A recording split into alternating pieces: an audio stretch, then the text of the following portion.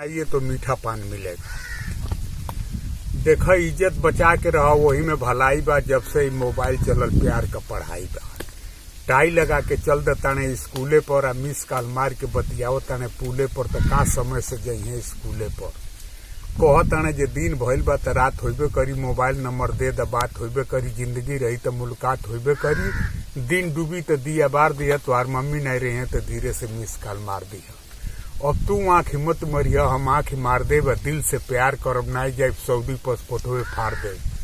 तो फूलों का खुशामद कांटा ने किया, कोई माली बचाने नहीं गया। अब तू ही सरोता प्यार कर लो, कोई प्यार करने नहीं गया। तू ही दिल लगा लो, कोई लगाने नहीं गया।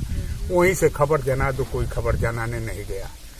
तो हाथे में मोबाइल ले ताड़ी, हाथे में दस्ती जा ताड़ी, परतावल निकल जा ताड़ी बस्ती। तो कहाँ मर्दे का रखा ताड़ी हस्ती। बोलत ता सोना बा निकल गल त माटी कहताड़ी मऊगा माई से अलगे हो जो नहीं तो बिहाने लगा ले फांसी। देहात त देहात देहतो के शहर कहताड़ी माई से अलगे हो जो नहीं तो बिहाने खा ले जहर। आजकल मेहरारू मर्दे के बना ले ली खिलौना। मऊगे लगावत ताने चूल्हे में लौना। माई के घुसुक के कुलटा पनिए नहीं खे देत। 1 घंटा दिन रहता तबे मेहरी कह दे ताने बिछौना।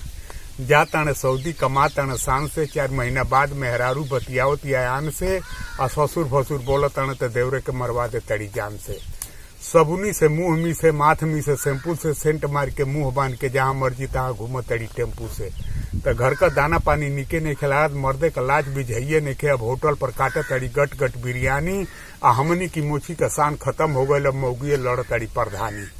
तब मर्द लाचार भले मौगिए काटा ताड़ी सोना चानी। एको पैंट गलत नहीं पैबा हरी पाटक की बतिया पर। आ लगोए मरद सुतल बा बतिया ले ताड़ी खटिया पर।